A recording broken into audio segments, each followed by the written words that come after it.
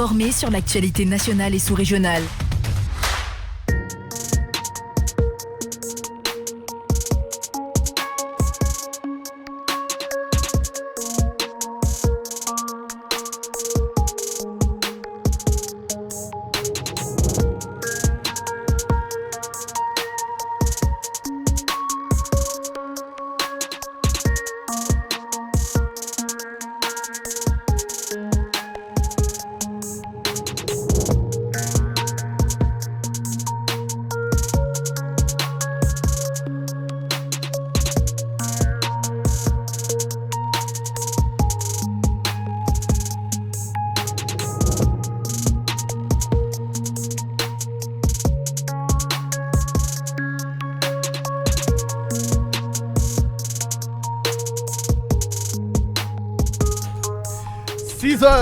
Et 42 minutes, 45 secondes dans ce studio. C'est mon gars sûr. Donc lui, au fait, encore une fois, je reviens là-dessus. La radio et la télé, elles l'attendent. Tomo Traoré, il faut diminuer un peu le fauteuil. Bonjour, bonne arrivée. Bonjour Kamal, bonjour à tous. Comment ça va se passer? Oui, ça va très bien. Ouais. C'est joli ça, hein, oui. Tomo. Mais tu ne...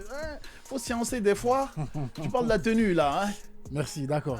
Il faut sciencer. Prochainement, je vais sciencer, mon gars. Voilà, il faut sciencer. Tu nous donnes des trucs. Non, t'inquiète. Les gars, comment ça frappe à la télé? Mais qu'est-ce que tu veux? Ouais. Hein? Tout, quand même. Mais faut. Amène-moi en forêt aussi. Kamal, d'accord, on y va. Voilà, allez, il y a cette actualité qui nous réunit donc. Oui. On s'adresse actuellement au procès, à l'organisation du procès du massacre de 28 septembre. C'est ça. Et les victimes donc qui seront reçues aujourd'hui. Hein. Exactement.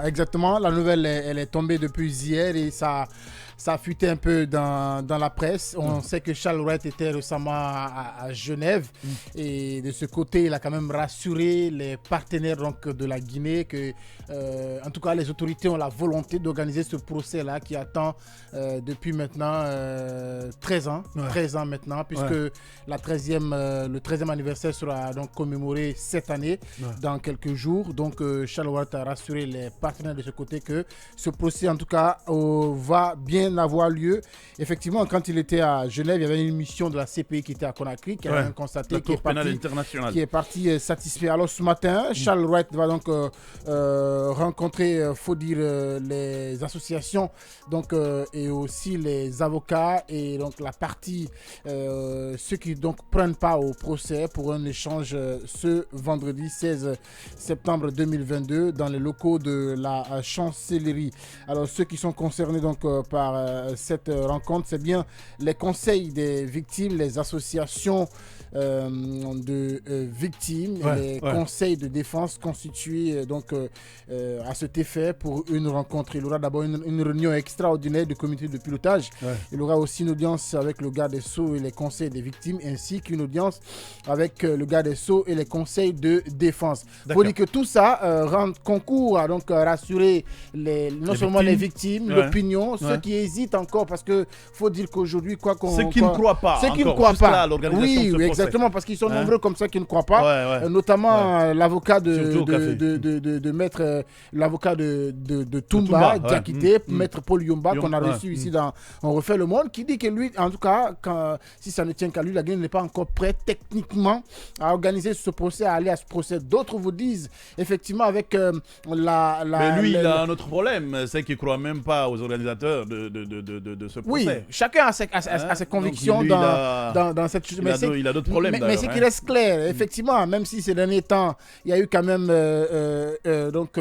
les droits de l'homme qui ont été foulés au sol, des personnes qui sont tombées sur l'axe, etc. Jusqu'ici, on ne sait pas où en sommes-nous par rapport à leur situation. Mais pour ce cas-ci, le cas du procès de massacre du 28 septembre, les autorités sont quand même très bien engagées et ça donne un ouf de soulagement, ça donne quand même une lueur d'espoir aux victimes. Alors ce matin, Kamal, on va faire quand même un devoir de mémoire, puisqu'on parle de ce procès, parce que l'une des préoccupations ou ce qui tient beaucoup plus à cœur aux victimes, on a écouté récemment Asmaou Diallo, qui est la présidente de la VIPA dans cette émission, qui a quand même exprimé un vœu non des moindres, un vœu qui explique, qui est relatif à la présence de toutes les personnes qui sont inculpées dans ce dossier. Ça, c'est quand même un souhait. Inculpées et même impliquées. souhait. Oui, exactement. Ouais. Un souhait qu'elles expriment, les victimes, je l'ai dit. Ouais. Donc, je pense que ça, il faut que les autorités tiennent ça à bras le corps. Et en tout cas, quoi qu'on dise, Charles Wright quand même a rassuré que toutes les personnes qui sont citées de près ou de loin dans ce dossier seront là et seront jugées le moment venu. Alors, parmi donc ces personnes, comme je le disais, c'est un devoir de mémoire.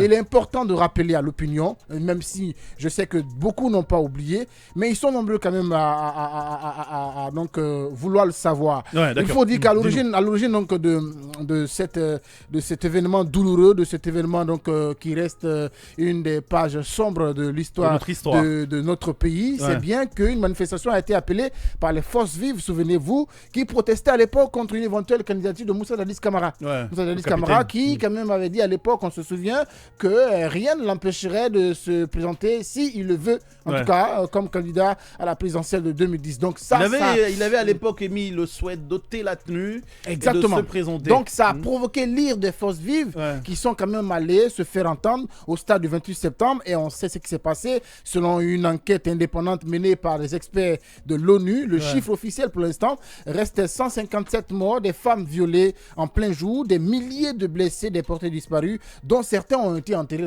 dans des fosses communes. Donc tous ces cas-là doivent être en tout cas élucidés le moment venu. Il faut dire qu'en tête donc et puis justement il faut dire qu'à l'origine de ces atrocités, une institution judiciaire du dossier a été initiée depuis 2010, février 2010, c'était donc au temps d'Alpha Condé, par 3 poules de juges qui donc avaient permis d'entendre au moins 400 victimes Kamal Touré. L'enquête a été close depuis 2017 et ça tarde encore le procès. Et heureusement que les autorités sont arrivées et se sont engagées politiquement en tout cas à vouloir tenir ce procès avec l'inculpation de 13 personnes. À leur tête, Moussa Dadis Camara d'abord, puisque comme on le dit chez nous, à l'époque président de la junte. Exactement, à tout seigneur, tout honneur, c'est lui qui avait donc lâché cette phrase qui a provoqué l'ire des forces vives de la nation et c'est lui normalement qui était également à cette époque à la tête du pays. Donc Moussa Dadis Camara. Et ensuite, il y a quand même le commandant Aboubakar Sidiki Diakité Toumba dont on parlait tout à l'heure, qui était l'une des gardes rapprochées, pour ne pas dire le garde personnel de l'ancien capitaine Dadis Camara. Il y a quand même Moussa Tegoro Camara qui, lui, malgré qu'il soit inculpé depuis 2012, a quand même bénéficié de la confiance d'Alpha Condé, qui lui a quand même gardé longtemps à la tête du secrétariat général de la présidence en charge des services spéciaux de lutte contre la drogue. On se souvient de cette structure-là. Donc, colonel Tegoro est également inculpé dans ce dossier. Et évidemment, c'est récemment qu'il a été ramené, délogé, en tout cas, je veux dire limogé par le colonel Mamadi Doumbouya. Il y a aussi le colonel Abdoulaye Diaby, qui lui, au moment des faits, pour ceux qui ne le connaissent pas, était ministre de la Santé et de l'Hygiène publique. Il a été inculpé depuis 2012. Il y a le lieutenant-colonel Moussa Keïta, connu à travers une phrase devenue tristement célèbre. Souvenez-vous, c'est bien Dadis ou la mort, le fameux auteur de cette fameuse phrase. Le lieutenant-colonel Moussa Keïta est lui également inculpé dans ce dossier. On en vient à présent à colonel Claude Pivy. Claude Pivy, qui était quand même le ministre chargé de la sécurité présidentielle à l'époque, et lui également est inculpé dans ce dossier. Coplan, comme on le connaît, selon ceux qui le connaissent plus justement et qui l'appelaient intimement Coplan. Il y a le général Mamadouba Toto Camara, ex-numéro 2 du CNRD, qui lui, on sait quand même est décédé il n'y a pas longtemps, l'année dernière, c'était en août 2021.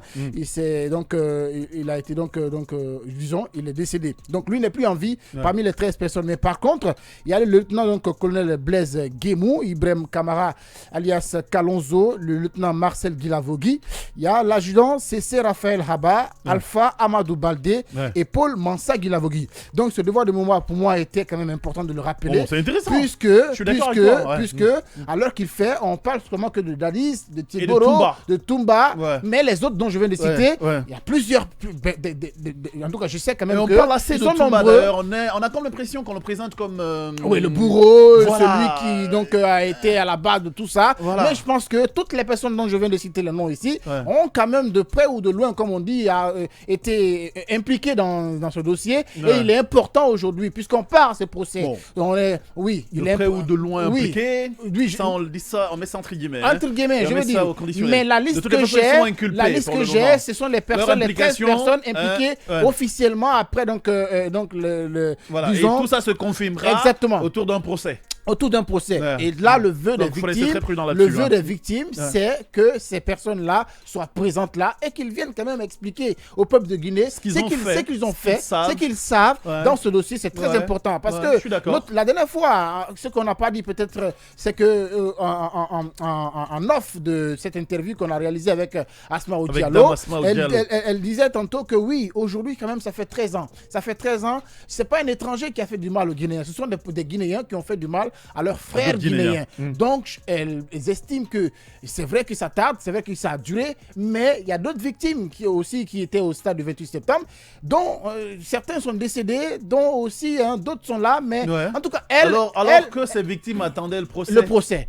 Elle, Asmaou, par exemple, elle me disait en off qu'elle a perdu son fils au stade du 28 septembre. Elle était là avec son fils ce jour-là. Ça fait mal de perdre son fils. Ouais. Donc, il est important que les gens sachent la vérité dans cette histoire. Donc, aujourd'hui, il y a quand même cette rencontre quand même, qui est quand même purement stratégique parce que c'est important qu'au fur et à mesure que les choses évoluent, que les autorités donc en charge de ce dossier-là et qui veulent aller quand même organiser ce procès puissent expliquer de fond en large comment est-ce que les choses évoluent. C'est très important et je pense que ça va quand même permettre aux victimes et au conseil de défense, etc., tous ceux qui veulent vraiment que lumière soit faite dans ce dossier, être au bain, être au même diapason que les autorités de l'évolution de ce processus, bien sûr. On apprend d'ailleurs que le procureur de la CPI est attendu les prochains jours à Conakry. C'est Charles Rouet qui l'a annoncé. On attend de voir. Tout ça concourt à rassurer l'opinion, à rassurer les victimes. Il y a quand même une volonté que ce procès va. Même si, de l'autre côté, il faut aussi ne pas l'occulter, que beaucoup sont là qui ne croient pas à l'organisation de ce procès.